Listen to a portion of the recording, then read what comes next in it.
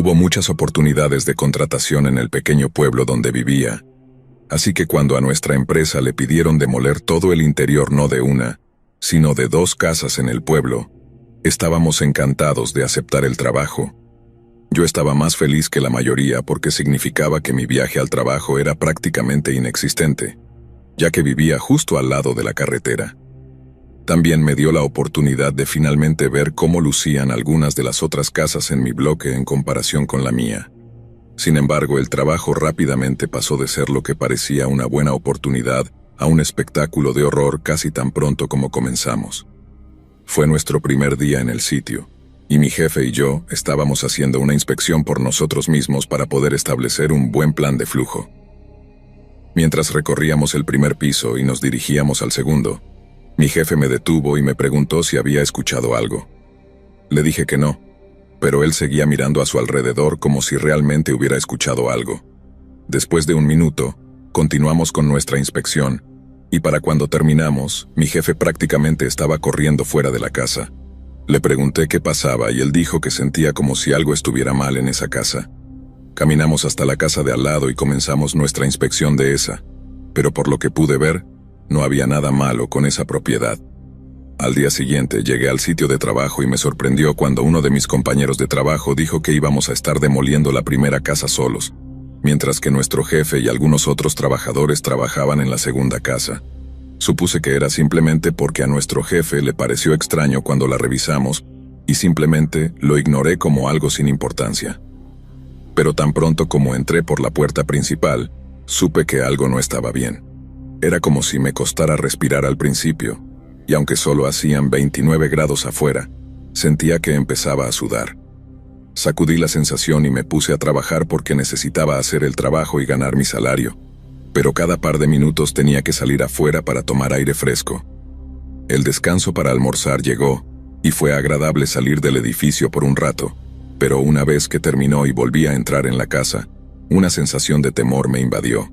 Finalmente decidí preguntarle a mi compañero de trabajo si se sentía raro cada vez que entrábamos en la casa, y esperaba que me mirara como si estuviera loco, pero sorprendentemente dijo que sentía como si algo lo estuviera observando.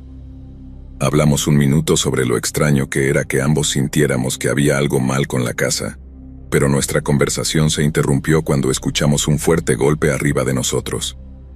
Ambos miramos hacia arriba, dándonos cuenta de que el ruido venía del segundo piso, y a regañadientes me ofrecí como voluntario para revisar. Subí las escaleras con mi masa como protección y lentamente me dirigí hacia la habitación que estaría justo encima de donde estábamos parados. Pero aparte de una mesita de noche polvorienta no había nada allí. Llamé diciendo que no había nadie allí, pero mientras miraba alrededor de la habitación, noté que había algunas escamas de pintura en el suelo cerca de una de las paredes. Miré hacia arriba y vi que en la pared había una pequeña abolladura, como si algo o alguien la hubiera golpeado. No puedo estar seguro de si ese fue el origen del ruido que escuchamos, pero en ese momento fue mi mejor suposición. Me acerqué a esa marca en la pared y mientras lo hacía, sentía que mi corazón empezaba a latir más rápido. Puse mi mano contra ella mientras mi compañero de trabajo entraba en la habitación, y ambos decidimos que podríamos igualmente derribar esa pared primero mientras estábamos allí. Tal vez abrir más la habitación la haría sentir menos espeluznante. Estábamos equivocados. Ambos golpeamos la pared unas cuantas veces con nuestros martillos, pero nos detuvimos cuando notamos un solo fragmento de algo caer al suelo, que definitivamente no era cartón yeso. Me acerqué, y antes de tocarlo, mi compañero de trabajo gritó a todo pulmón, y prácticamente retrocedió señalando la pared. Me levanté y me quedé en shock al ver una pequeña porción de un esqueleto decrépito sentado en la pared. Los dos salimos corriendo de la casa lo más rápido que pudimos, y llamamos a nuestro jefe seguido de las autoridades, y les explicamos lo que habíamos encontrado. La policía vino y revisó la casa antes de decirnos que no podíamos terminar de demolerla hasta que tuvieran todo resuelto. Después de hablar con mi jefe una semana después, dijo que los oficiales encontraron 5 cuerpos diferentes escondidos en las paredes de la casa, y él jura que fueron la causa de esa presencia espeluznante que todos sentimos.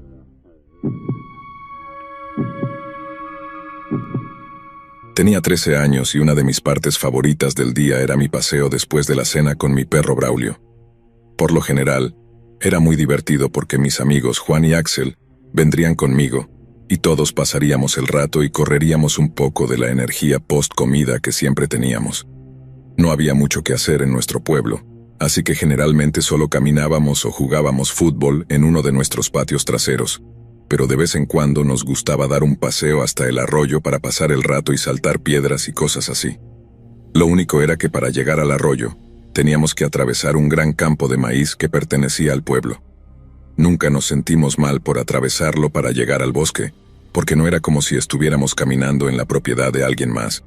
Sin embargo, después de ese día, creo que todos decidimos de manera colectiva mantenernos alejados del campo.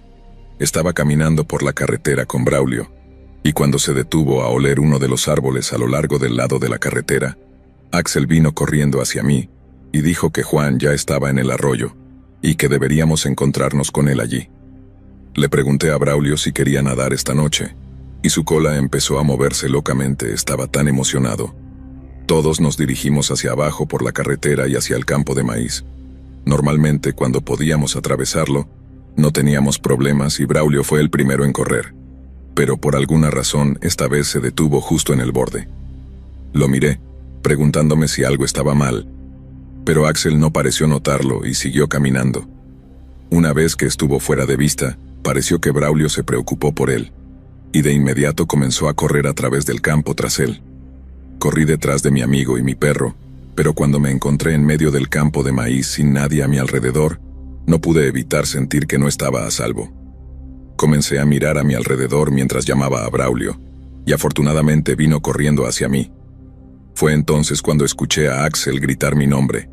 Seguí el sonido de su voz y me encontré con él antes de que los dos y mi perro decidieran continuar lentamente atravesando el campo. Si tuviéramos teléfonos celulares en ese entonces, probablemente le habría enviado un mensaje de texto a Juan y le habría dicho que nos encontrara en mi casa, pero teníamos que encontrarlo y decirle nosotros mismos, así que no podíamos simplemente dar la vuelta. Agarré fuertemente la correa de Braulio mientras seguimos avanzando a través del campo de maíz, pero cada par de pasos que dábamos, mi perro se detenía y miraba hacia un lado. Al principio pensamos que no era nada, pero la tercera vez que sucedió, tanto Axel como yo lo escuchamos gruñir. Braulio nunca gruñía, así que supe que algo estaba mal. De repente, escuché el sonido de las mazorcas de maíz en la distancia moviéndose como si alguien estuviera caminando a través de ellas y hacia nosotros. Juan, Axel y yo llamamos, pero no hubo respuesta. El sonido de los movimientos de maíz comenzó a acelerarse como si la persona se estuviera moviendo más rápido. Fue entonces cuando decidimos que era más seguro salir del campo y luego pedir ayuda.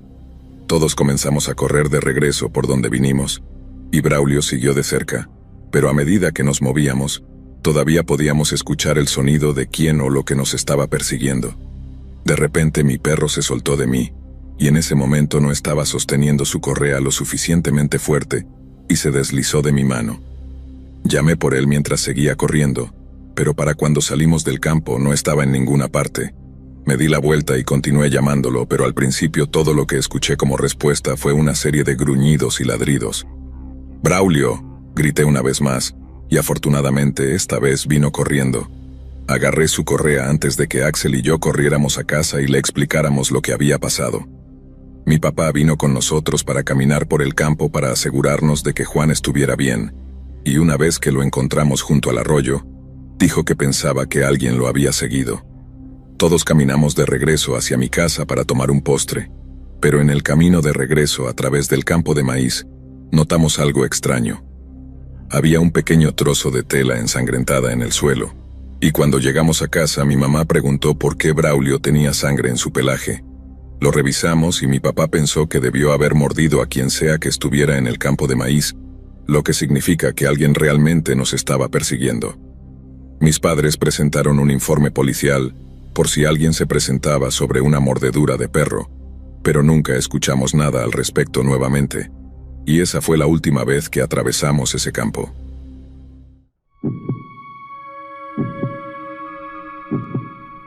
El centro de Nuevo México alberga un pequeño pueblo con un nombre bastante inusual. Originalmente llamado Hot Springs, El pueblo cambió su nombre en 1950, después de que un popular locutor de radio anunciara que transmitiría el episodio del 10º aniversario del programa desde el primer pueblo que se nombrara en honor a su programa de radio. Así que el 31 de marzo de 1950, Hot Springs cambió oficialmente su nombre a Truth or Consequences, y el episodio del 10º aniversario del programa se llevó a cabo allí la noche siguiente. Truth or Consequences, o T.or.C. como a veces se le llama, albergaba solo a 4.700 ciudadanos en ese entonces, y la población no ha aumentado significativamente desde entonces. Sin embargo, a partir de 1970, la población ha ido en aumento de manera constante. Sin embargo, entre los años 2000 y 2010, el pueblo experimentó su primer descenso poblacional en más de 40 años, con casi 1.000 personas mudándose a otro lugar. ¿Qué podría haber causado una caída tan drástica en la población? Bueno, podría tener algo que ver con un hombre llamado David Palmer Ruiz. Nacido el 6 de noviembre de 1939 en Bell, Nuevo México, David y su hermana mayor, Claudia, crecieron al cuidado de su abuelo paterno. Su padre era un alcohólico violento que a menudo visitaba a los niños bajo la influencia del alcohol. David recordaba una vez cuando su padre le dio el regalo de una revista para adultos que mostraba imágenes violentas. Naturalmente, David anhelaba la presencia de su ausente padre, y dado que la revista era uno de los pocos regalos que su padre le había dado, la apreciaba. El niño impresionable se fascinó con estas imágenes, y como cualquier niño de su edad, quería ser como su padre. La introducción de tales conceptos en la psicología de David fue devastadora para su desarrollo social, ya que encontraba imposible comunicar las ideas en su cabeza con sus compañeros de clase que asistían a la cercana Mountaineer High School. La torpeza social llevó a que David fuera intimidado por algunos de sus compañeros de clase, lo que exacerbó aún más sus problemas personales arraigados.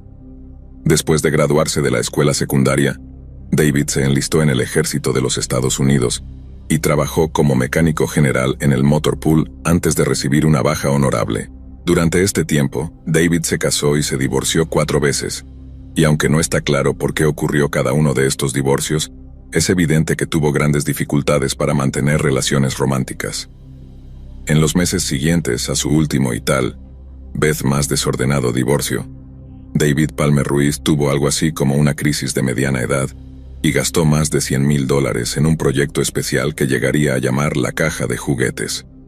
La caja de juguetes era un remolque de camión semi-modificado con un exterior blanco simple, pero por dentro era todo menos simple.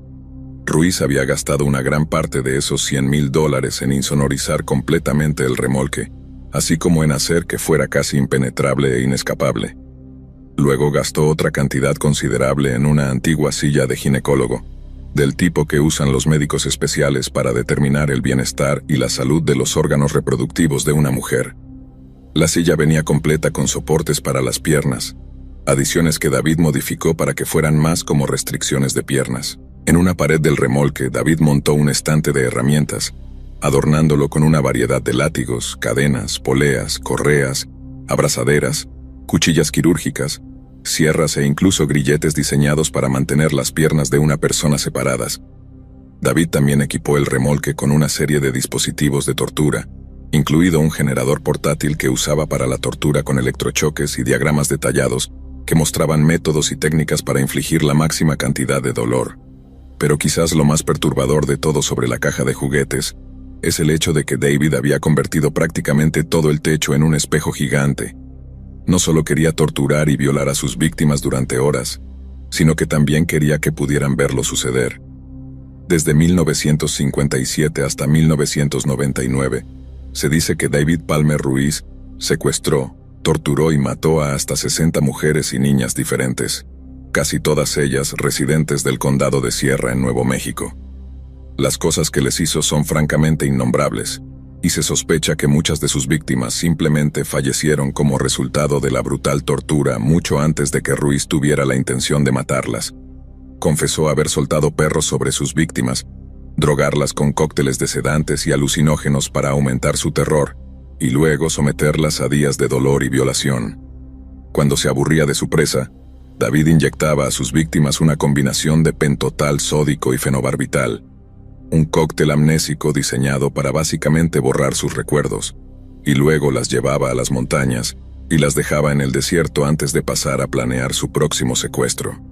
Según David, hizo esto una y otra vez utilizando un modus operandi simple pero efectivo de visitar un bar cercano para drogar las bebidas de sus víctimas o hacerse pasar por un oficial de policía para arrestarlas falsamente.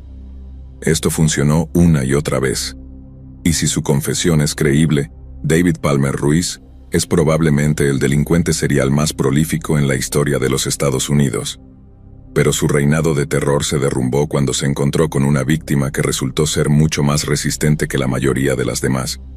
Su nombre es Cynthia Vigil, y en marzo de 1999, Cynthia fue abordada por David en el estacionamiento del Blue Water Saloon en la cercana ciudad de Elephant Butte. No estoy insinuando nada sobre Cynthia o las elecciones de su pasado, pero es muy probable que ella haya dicho que sí cuando David le preguntó si dormiría con él por dinero, ya que no luchó ni se quejó cuando él anunció que era un oficial de policía encubierto y que estaba bajo arresto por solicitar ser una acompañante. David luego llevó a Cynthia al asiento trasero de su automóvil, donde ella debe haber asumido que él la llevaría a una comisaría de policía cercana. Entonces solo podemos imaginar su horror cuando se dio cuenta de que la estaban llevando a Truth or Consequences y a la caja de juguetes que estaba oculta a simple vista. Si Cynthia no comenzó a resistirse cuando vio el remolque, seguramente se asustó cuando puso sus ojos en los horrores que había dentro. Luego, ya sea usando algún tipo de sedante o por la fuerza bruta, Ruiz dejó inconsciente a Cynthia y comenzó a trabajar en atarla a la silla ginecológica modificada. Cuando Cynthia se despertó, escuchó el sonido de un grabador de cintas, reproduciendo un mensaje pregrabado. Era la voz de David Palmer Ruiz. «Hola, ¿estás cómoda ahora? Tengo tus muñecas y tobillos encadenados, amordazada, vendada, desorientada y asustada también, imagino. Perfectamente normal bajo las circunstancias. Pero por un tiempo al menos necesitas reunirte y escuchar esta cinta. Te voy a contar en detalle por qué te han secuestrado y qué te va a pasar. ¿Y cuánto tiempo estarás aquí?» El mensaje continuó, describiendo en detalle las horribles circunstancias en las que Cynthia se encontraba, cómo sería utilizada como esclava y sometida a torturas físicas y psicológicas. Ruiz incluso le explicó su método de hipnosis y lavado de cerebro para que no recordara nada de su experiencia después. Cynthia fue sometida a 3 días de tortura inimaginable antes de que, por un breve momento de descuido de su captor, tuviera la oportunidad de escapar. En un acto de valentía increíble, Cynthia logró liberarse y escapar, matando a una de sus captores en el proceso.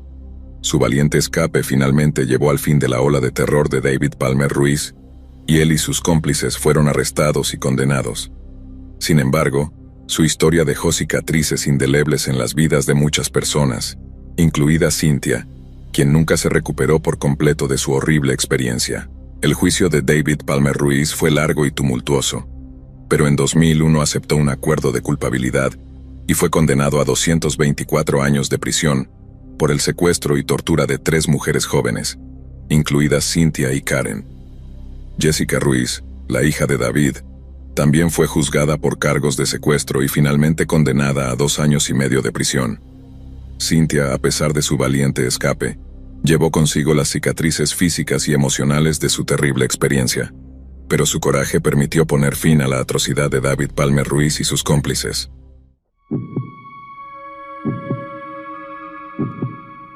Cuando tenía 19 años, me mudé de Chiapas a Veracruz para estar con mi novio en ese momento. Pensaba en playas de arena blanca y la zona arqueológica del Tajín, pero en cambio obtuve los pantanos, los insectos y los caminos de tierra. Fue un gran shock para el sistema. Vivíamos en el pequeño y apestoso pueblo llamado Alvarado, justo afuera de Veracruz. Era muy pequeño, solo tenía un semáforo y 4 tiendas: Bodega Aurrerá, La Tiendita, Farmacias Guadalajara y Tacos El Paisa. De todos modos, conseguí un trabajo en el ahora extinto restaurante en el centro del pueblo, al lado de la tienda de comestibles, así que todo el mundo comía allí. Después de unos 3 meses trabajando allí, entré un día para comenzar mi turno cuando el gerente me llevó a su oficina. Extendidas sobre su escritorio había unas 30 o 40 cartas abiertas, todas dirigidas a mano a mí. ¿Conoces a esta persona?, me preguntó el gerente. Yo dije que no y él me dijo que leyera una, así que lo hice. Dentro había 2 cartas escritas a mano y un recorte de revista de una mujer con cabello rubio largo, igual que yo. Mientras el gerente me observaba con atención, leí la carta y salté mucho de un lado a otro en confusión, tratando desesperadamente de entender por qué estaba en la oficina del gerente. Por lo que leí, en su mayoría era alguien imaginando cómo sería pasar tiempo conmigo. Y muchas de las cosas eran de naturaleza sexual. Había descripciones y comentarios sobre mi cabello, lavándolo, oliéndolo y algo sobre la luz de la luna. Mi primer pensamiento fue, ¿me están despidiendo? Pero entonces mi gerente dijo, ¿conoces a Marcio Elrod? Yo dije que sí, creo que sí. Era un tipo alto y flaco con lentes gruesos y cabello rubio oscuro y crespo. Un cliente habitual que venía un par de veces por semana a comprar Coca-Cola Light y medicamentos para su mamá. Tenía unos 20 y pico de años y obviamente tenía problemas sociales o mentales. En raras ocasiones hacía pequeñas conversaciones mientras yo registraba alguna soda. 1 o 2 veces se quedaba en mi caja registradora o me miraba fijamente, pero pensé que solo estaba tratando de ajustar sus ojos o tenía malas señales sociales. Era inofensivo en comparación con algunas de las otras personas que había conocido en Veracruz, así que no le presté atención hasta ese día en la oficina del VIPS. Sabía que él había escrito las cartas debido a un extraño encuentro 2 semanas antes. Mientras trabajaba, se acercó por detrás y acarició mi cabello. Tuve que quitarlo de sus manos y se disculpó. Fue extraño, pero no pasó nada grave, así que volví a trabajar. Después de contarle esto a mi gerente, me informó que el cliente iba a ser expulsado de la tienda y que a mí me mandaban a casa mientras resolvían los detalles. No tenía ni idea de lo que eso significaba, así que confundida, salí de la tienda y conduje a casa. 2 horas después de haber llegado a casa del trabajo, llamaron a mi puerta. Miré por la ventana y no podía creer lo que veían mis ojos. Vi a hombres con equipo táctico y grandes armas, 2 hombres vestidos con trajes y varios policías uniformados en lo que parecía ser cámara lenta en ese momento. Abrí la puerta. Una oficial sostenía unas cartas extrañamente familiares. ¿Podemos entrar y hablar contigo sobre estas? Al darme cuenta de que todo el pueblo había leído las cartas, quise desmayarme. Ni siquiera conozco al tipo. Nos sentamos en mi sofá y ella comenzó a hablar. La oficial mencionó haber recibido las cartas de VIPS e intentaba emitir un aviso de prohibición. Los oficiales lo confrontaron en su residencia e intentaron hacer cumplir la orden de prohibición de la tienda de discos. Aparentemente, él no estaba contento con esto.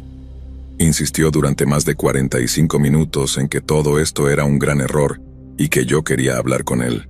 Estaba tan combativo y persistente que decidieron perseguir cargos por acoso, y escuchar eso me tomó completamente por sorpresa. Continuó. Necesitas saber que Marcio mató y desmembró parcialmente a su madre cuando tenía 12 años. Fue liberado de una instalación psiquiátrica juvenil hace menos de 4 años. Encontramos materiales perturbadores en su casa. Creemos que te ha estado acosando. Mi mente seguía divagando y entonces lo entendí. La Coca-Cola Light era la bebida favorita de mi mamá.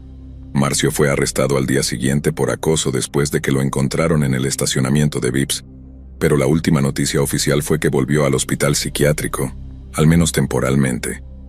No tuve la oportunidad de leer las cartas completas antes de que fueran ingresadas en alguna bóveda de evidencia, ni me explicaron qué encontraron en su casa, así que nunca tuve el cuadro completo de lo que estaba sucediendo. Mi novio en ese momento fue un gran idiota en toda la situación, así que me mudé de regreso a Chiapas una semana después.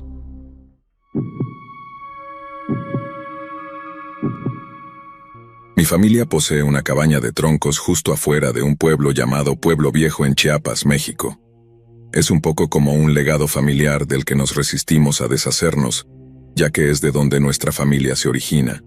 Y creo que otra razón por la que no la hemos vendido es que hay una historia muy interesante adjunta a este lugar. Bueno, interesante para el observador neutral, pero debe haber sido bastante aterrador para mi abuela, quien fue la que realmente vivió esa experiencia. Es el verano de 1998, 2 años antes de que yo naciera, y mi abuela está en la cabaña sola. Mi abuelo falleció antes de que yo naciera, pero casi todos los veranos estaban juntos. Mis abuelos iban a esa cabaña y simplemente pasaban 2 semanas sin nadie más que las ardillas como compañía. Después de que mi abuelo falleció, ella continuó con la tradición como una forma de lidiar con el duelo. Y así es como se encontró allí sola en junio o julio de 1998. Ahora, ella no tenía televisión allí, pero tenía una vieja radio en la que solía escuchar sus viejas obras de radio en alguna estación ya desaparecida. La estación, como la mayoría de las demás, solía hacer pequeños cortes para los boletines de noticias, y un día escucha acerca de unas bombas que habían estallado en Georgia y Alabama. La policía tenía un sospechoso al que querían interrogar, pero se escapó y posiblemente se estaba escondiendo en las colinas de su estado natal, Chiapas. El tipo de las noticias luego da una breve descripción del sospechoso, que era, no sé, de estatura media, cabello oscuro, ojos claros y dice que el nombre del tipo es Ernesto Rubertino. Mi abuela solía decir que el nombre se le quedó en la cabeza principalmente por la canción navideña sobre el reno, y se encontró tarareando la canción, aunque es mala suerte en medio del verano. De todos modos, pasan unas horas, el sol se pone y mi abuela está simplemente relajándose en la cabaña, haciendo lo que hacen las abuelas. Entonces, de repente, alguien llama a la puerta.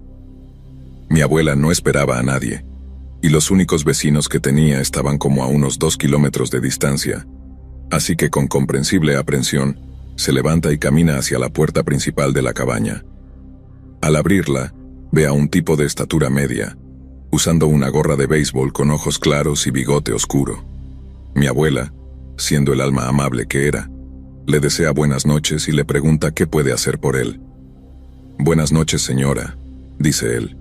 «Lamento molestarla, pero necesito pedirle un pequeño favor». Continúa pidiéndole a mi abuela si tiene algo de comida que pueda darle. Su historia era que también tenía una cabaña en la zona y había venido a visitar su propiedad solo porque salió después del trabajo y olvidó comprar alimentos para su cabaña. Terminó sin comida para la noche. La forma en que mi abuela lo cuenta es que el tipo fue tan malditamente educado con ella que simplemente por instinto lo invitó a entrar sin realmente pensarlo mucho.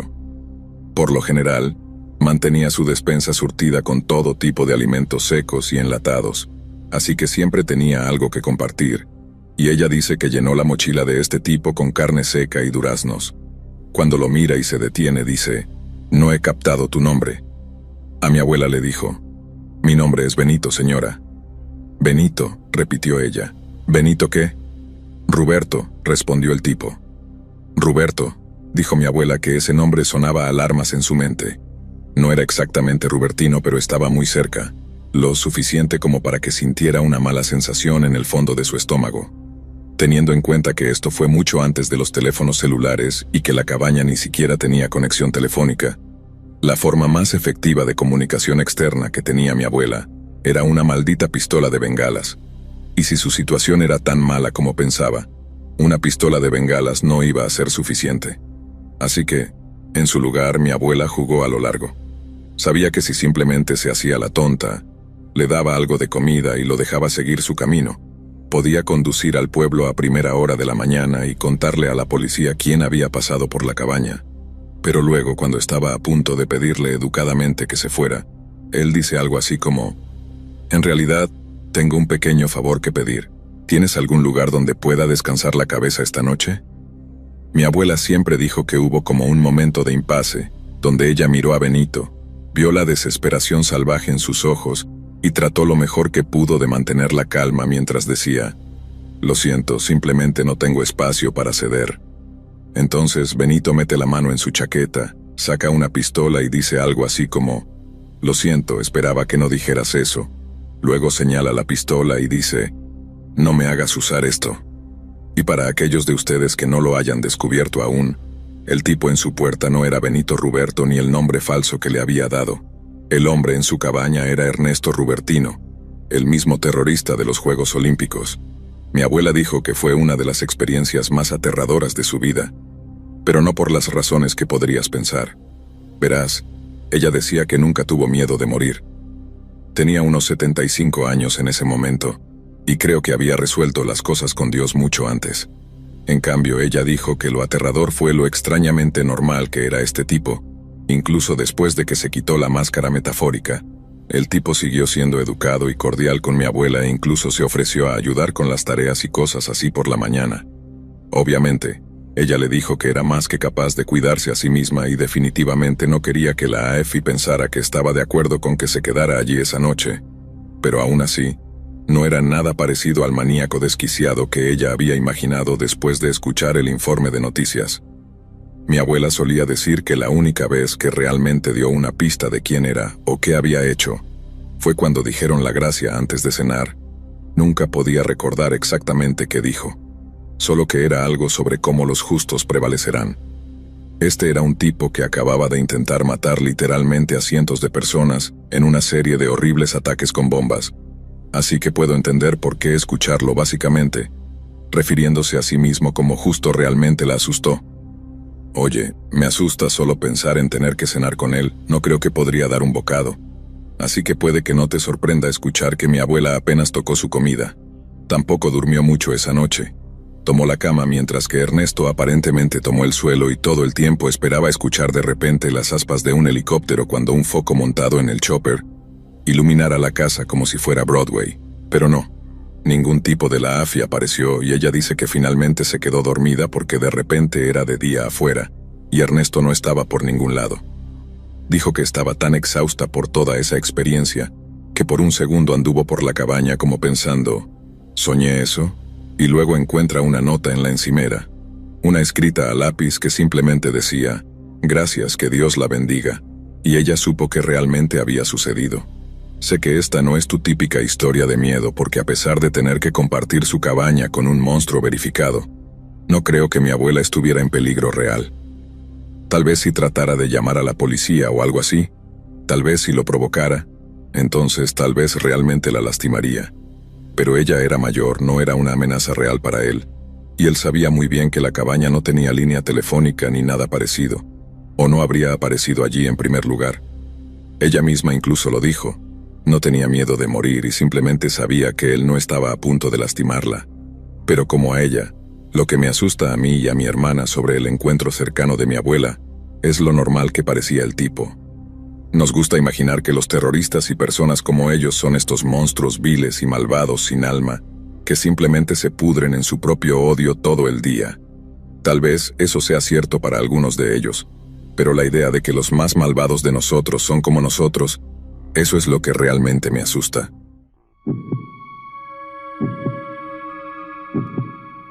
Crecí en este pueblo pequeño en México, y en los 18 años que viví allí solo ocurrieron dos cosas significativas. La primera, y quizás la mejor, es que nací. Sé que todos ustedes son muy bienvenidos.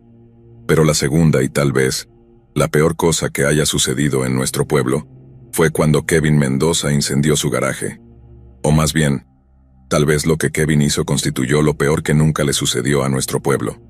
Y si eso no tiene sentido, aguántame un momento. Todo quedará claro en el transcurso de los próximos párrafos.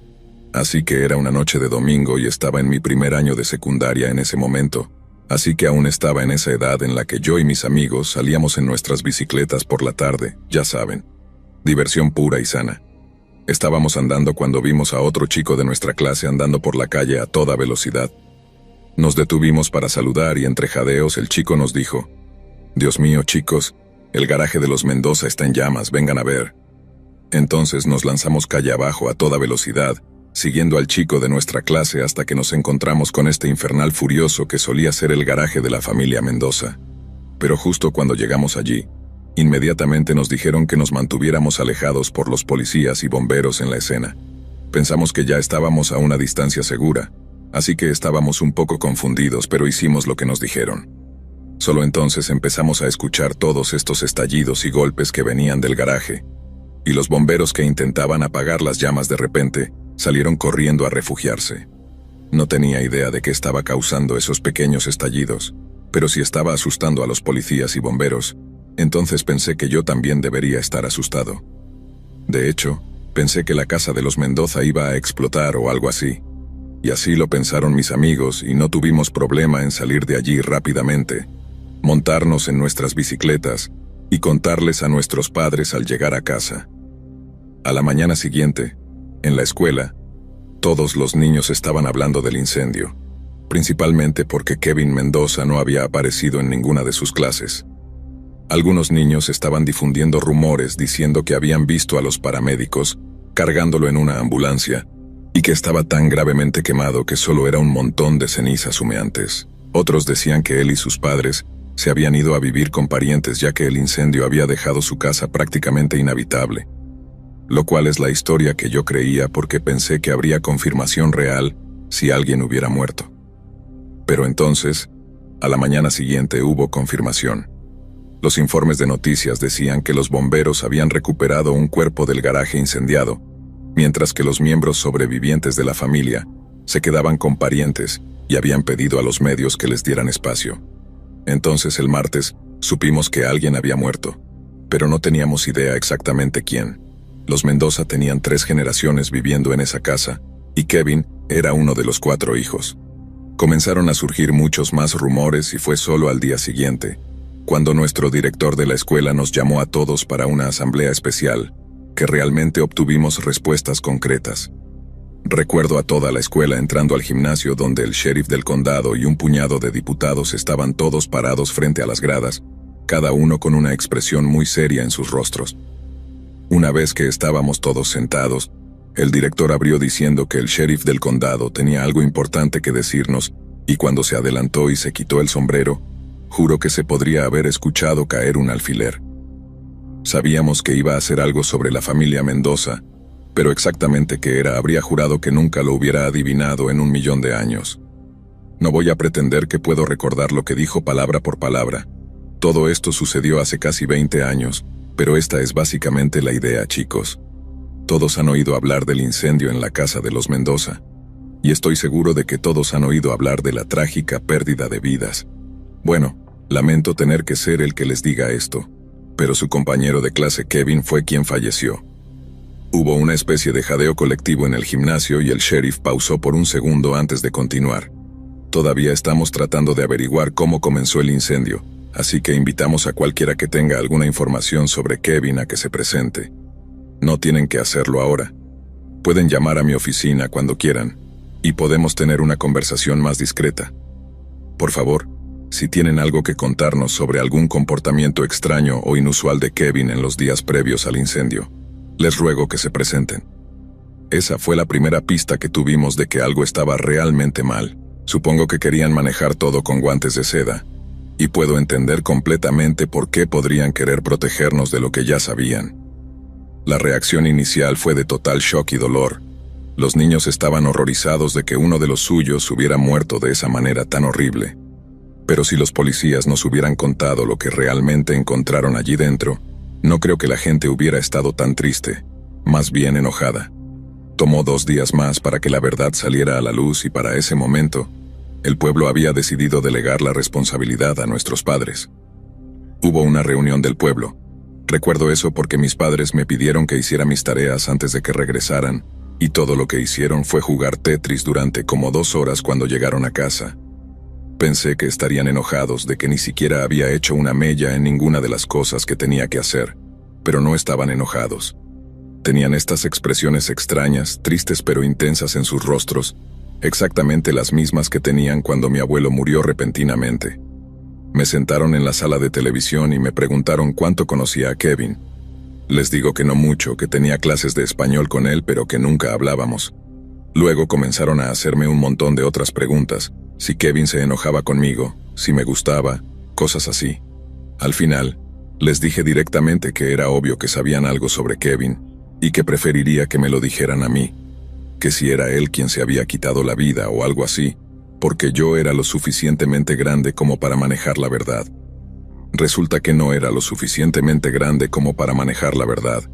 Kevin no se había quitado la vida, se había volado accidentalmente tratando de hacer una bomba.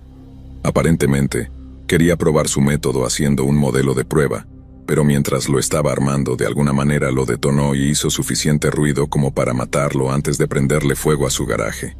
Al principio parecía que podría haber sido solo un piromaníaco, ya sabes, como un piromaníaco, y estaba jugando con algún acelerante o algo así. Por eso tomó unos días para que los policías estuvieran seguros de lo que había sucedido. Tuvieron que revisar el garaje quemado y revisar las cosas de Kevin para tratar de entender por qué lo hizo. Los policías encontraron entonces un diario que Kevin había estado escribiendo, uno donde básicamente había planeado su plan para construir una bomba, y ponerla bajo la iglesia un domingo por la mañana mientras estaba llena de familias. Los policías no dirían exactamente de qué consistía el resto del diario, solo que era lectura altamente perturbadora y que había varias referencias a la masacre de Columbine del año anterior. Mamá estaba llorando al final de la charla y papá estaba más conmocionado de lo que lo había visto jamás. Ese chico quería matar a casi todo el pueblo, y déjenme decirles que si hubiera atacado a la iglesia alrededor del próximo servicio del Día de los Veteranos, habría matado al 90% de las personas en nuestro pueblo en una sola explosión ardiente. Y lo más consciente que obtuve de una explicación fue que el chico quería lastimar a la gente o que no estaba bien.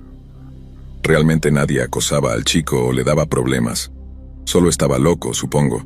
Pero también agradezco a Dios que no fuera más inteligente y que no le gustara investigar un poco más o tener un poco más de cuidado, porque si lo hubiera hecho, podría haber borrado nuestro pueblo entero del mapa.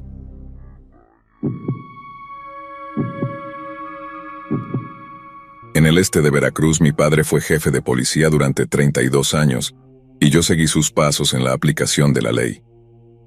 Una vez que se retiró, fui ascendido a jefe de policía. Nuestra ciudad es muy unida y es uno de esos lugares donde todos se conocen entre sí.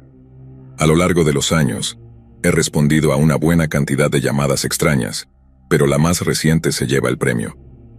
Alrededor de las 8:30 p.m., recibí una llamada de uno de mis hombres de que había recibido una llamada de una familia de la zona que estaba preocupada por su vecina. Su vecina era una mujer mayor llamada Elena, y nadie la había visto durante los últimos 7 días. Tuve la suerte de estar muy familiarizado con ella, porque era una de las personas más amables de la ciudad. En días festivos, a menudo horneaba cosas para mi familia y las entregaba, y era prácticamente querida por todos. Cuando escuché esta inquietante noticia, no dudé en subir al auto y encontrarme con mi ayudante. He hecho una buena cantidad de controles de bienestar, así que he aprendido a estar preparado para esperar cualquier cosa. A menudo, es solo una falsa alarma de algún tipo, como alguien de vacaciones, pero otras veces podría ser mucho más perturbador. Dado el hecho de que Elena tenía 76 años, traté de prepararme lo mejor posible para lo peor. Siempre me aseguro de enviar a 2 hombres, ya que cualquier cosa puede suceder. Llegué a la casa de Elena unos 10 minutos después. El auto del suboficial estaba estacionado en el lado del camino de tierra, así que me estacioné justo detrás de él. A primera vista fue evidente por qué nos llamaron. El pasto estaba crecido, el buzón estaba lleno, y la casa se veía oscura desde el interior. Sin embargo, su Chevrolet Trailblazer azul estaba estacionado en el camino de entrada. Esto no era motivo inmediato de preocupación porque solo lo conduciría 1 o 2 veces por semana para comprar comestibles en la ciudad o, ocasionalmente, ir a un club de póker. Mientras comenzábamos a dirigirnos hacia el camino de entrada, los vecinos que llamaron salieron y hablaron con nosotros. Eran un esposo y una esposa a quienes cada uno conocíamos personalmente. Básicamente reiteraron todo lo que notamos al llegar, y les dijimos que volvieran adentro, indicando que les informaríamos una vez que lo revisáramos. Comencé golpeando la puerta varias veces, gritando, «Elena, ¿estás en casa?». Sin respuesta. Repetí esto varias veces, pero nadie respondió. Así que cada vez me preocupaba más. Sabía que Elena tenía familia al este, así que también había una posibilidad de que estuviera visitándolos. Intenté la puerta principal, pero estaba cerrada con llave, así que dejé a mi ayudante esperando en el frente mientras yo caminaba por detrás, para ver si había alguna puerta sin llave. No la sabía, pero una vez que estuve en el patio trasero, descubrí algo que inmediatamente levantó una bandera roja. Una de las ventanas traseras estaba rota. La ventana estaba bastante alta desde donde estaba parado, así que no pude ver bien dentro de la habitación. Intenté gritar de nuevo, «Elena, ¿estás ahí?». Sin respuesta una vez más. Saqué mi arma y volví corriendo alrededor de la casa para contarle a mi ayudante, y nos quedamos sin otra opción que forzar la entrada. Debido a los fragmentos de vidrio a lo largo del alféizar de la ventana, optamos por derribar la puerta principal. Después de darle unos buenos golpes, cedió y entré primero con mi pistola y linterna en mano. Continué gritando por ella, pero no hubo respuesta.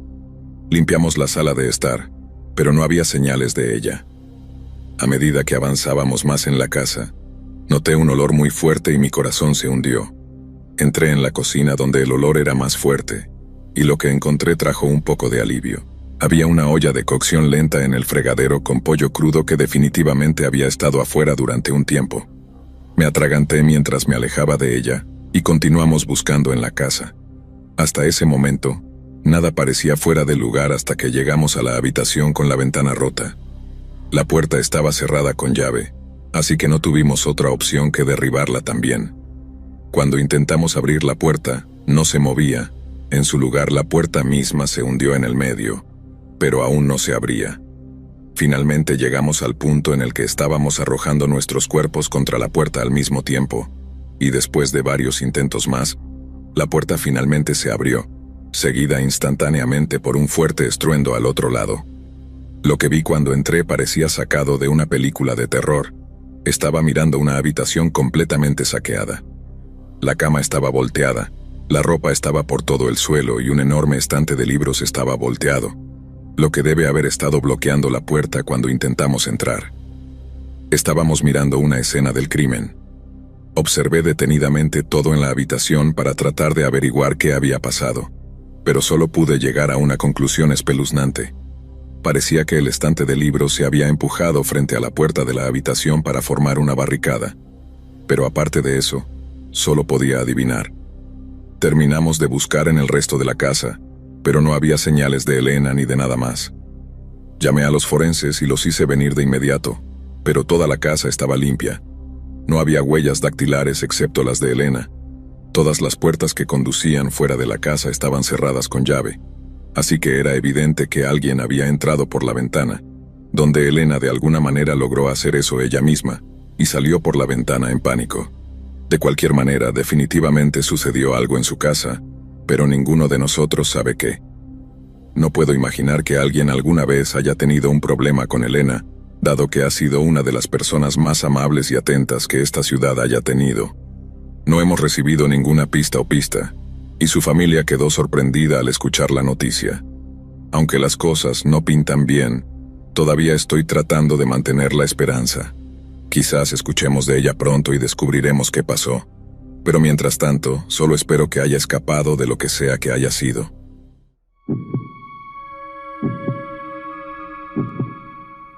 Así que antes de que todo esto sucediera, fui a Burger King en la ciudad más cercana a nosotros, que está a unos 20 minutos de distancia. Después de eso, decidí ir a casa de mi abuela en lugar de ir directamente a casa. Para ponerlo en contexto, ella vive al final de un largo camino de tierra al que hay que desviarse por un camino de tierra de medio kilómetro, solo para llegar a su casa. Llegué allí alrededor de las 9 p.m. y entré a visitar a mi abuela y a mi hermano que vive con ella. Había estado haciendo esto con frecuencia desde que mi abuelo falleció, así que al menos podía hacerle compañía. Mi hermano y yo sacamos al perro de mi abuela a hacer pipí alrededor de las 10:30 p.m., y simplemente nos sentamos afuera escuchando música y hablando por un rato.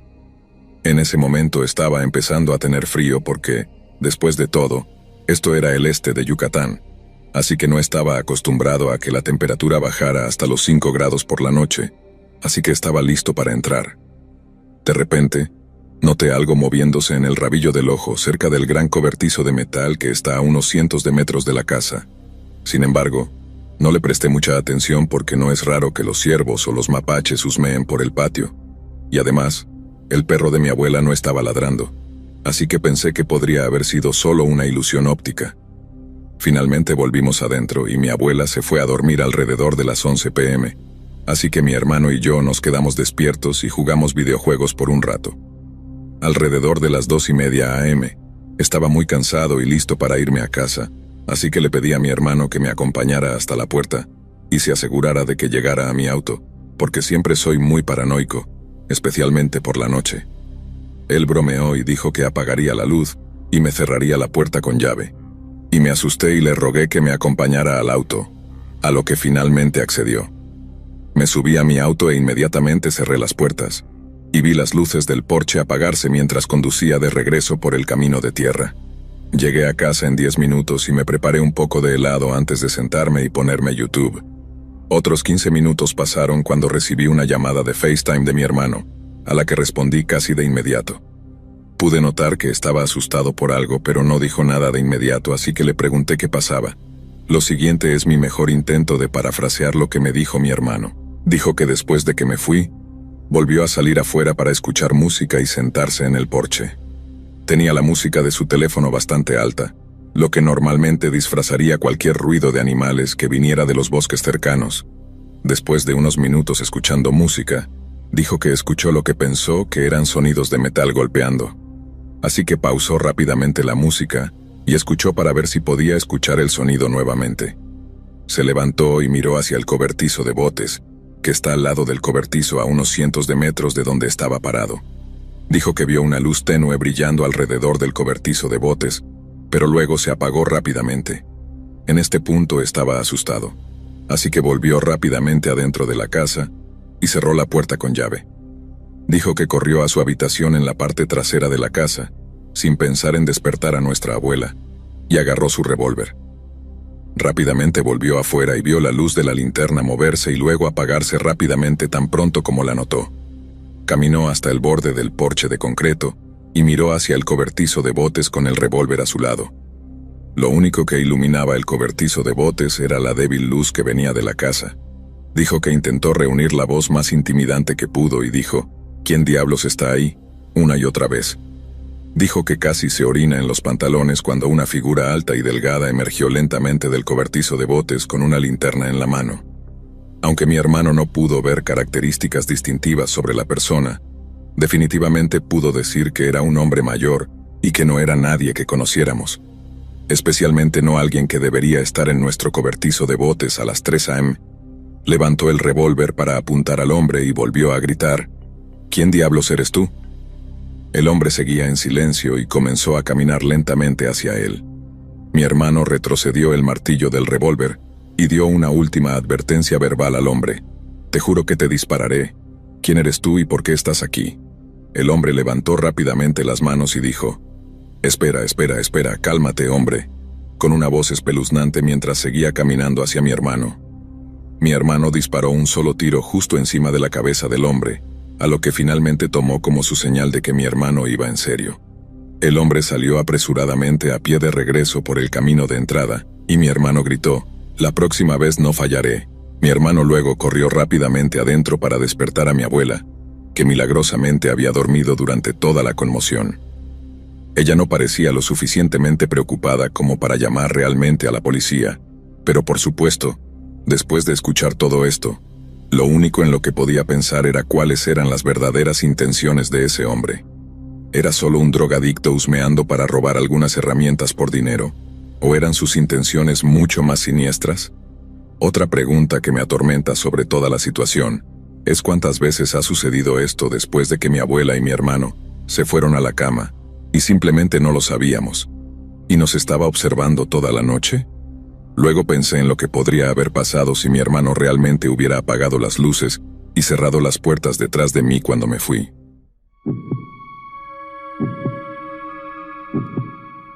Lo que estoy a punto de contarte es el secreto más oscuro que conozco. Soy de un pequeño pueblo en el medio oeste, y en ese pueblo hay una linda capilla. En la parte trasera de esa linda capilla hay un pequeño memorial para una familia de 4 personas asesinadas por transientes misteriosos, que nunca fueron atrapados. Estaban todos en casa una noche cuando el cielo irrumpió, y luego mató a toda la familia mientras dormían.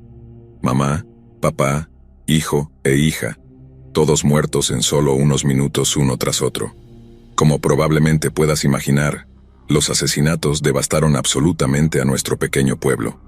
Yo solo estaba en la escuela primaria cuando sucedió, pero aún recuerdo la vigilia, el funeral y la ceremonia que rodeó la revelación del memorial de la capilla. Fue una tragedia completamente aleatoria y evitable, un acto de malicia perpetrado contra nosotros por algún mal externo y sombrío. Solo que eso no es lo que realmente sucedió. Lo que realmente sucedió es como un secreto a voces, algo que todos sabemos pero que nadie dice en voz alta. Es como si fuera así porque necesitamos proteger nuestra comunidad, al menos eso me dijeron, pero no estoy seguro de cómo mentir al respecto realmente nos ayuda. Es solo un barniz, una fachada falsa de tranquilidad de pueblo pequeño. ¿Cuál es el punto de pretender que somos un pueblo tranquilo y feliz cuando la realidad está muy lejos de eso? Bueno, supongo que te he tenido esperando bastante, así que simplemente iré al grano.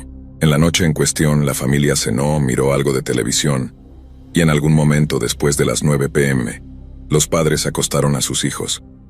El papá solía quedarse despierto con un vaso de whisky después de que mamá y los niños se fueran a la cama. Miraría los resúmenes de fútbol o béisbol, vería algunos programas nocturnos, ya sabes, cosas típicas de papá. Pero esa noche nunca se levantó del sofá. La historia oficial fue que la familia fue asesinada mientras dormían, y técnicamente eso es cierto. Pero siempre se presenta como si todos estuvieran durmiendo pacíficamente en sus camas cuando los mataron. Pero eso no es verdad. Unas horas antes de ser asesinados, la familia había cenado.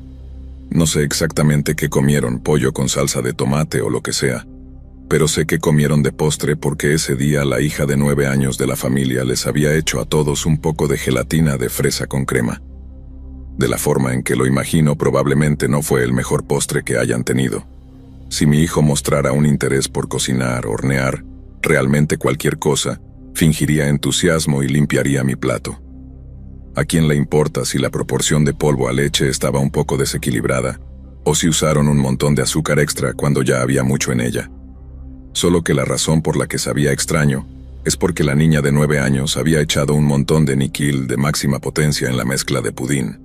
No sé exactamente cuánto puso allí ni cuánto comieron los padres y el hermano, pero fue suficiente para dejarlos prácticamente inconscientes para que la hija pudiera poner en marcha su pequeño plan.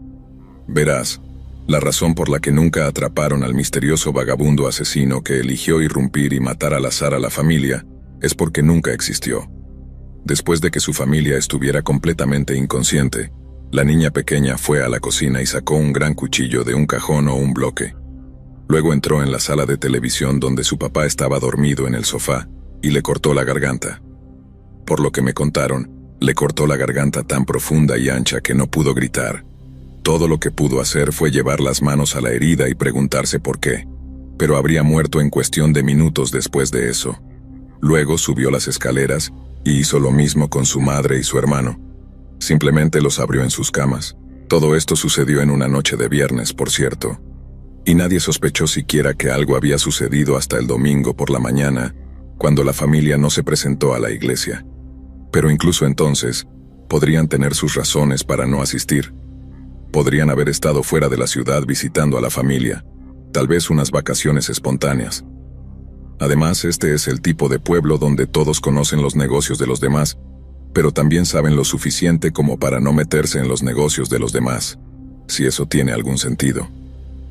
El punto es que nadie visitó la casa de esta familia hasta el lunes por la tarde, como 50 y pico de horas después de que ocurrieran los asesinatos. Los niños no habían ido a la escuela, los padres no habían ido a sus trabajos y, según entiendo, los policías básicamente pasaron la mañana reconstruyendo lo sucedido hasta que se dieron cuenta de que toda la familia estaba desaparecida. Obviamente el primer lugar para revisar era la casa misma, así que un par de diputados del sheriff se acercaron a ver cómo estaban. Lo que encontraron está bastante disputado entre los residentes de nuestro pueblo, y dependiendo de con quién hables al respecto, sucedió una de 3 cosas. La primera posibilidad es que la hija de 9 años se quitó la vida después de darse cuenta de la gravedad de lo que había hecho. Después de eso, todo el asunto se encubrió solo para evitar toda la dolorosa atención mediática que un caso así podría recibir. Esa es la explicación más simple, y sé que la navaja de Occam nos dice que esa es la que deberíamos creer, pero no es lo que creo que sucedió.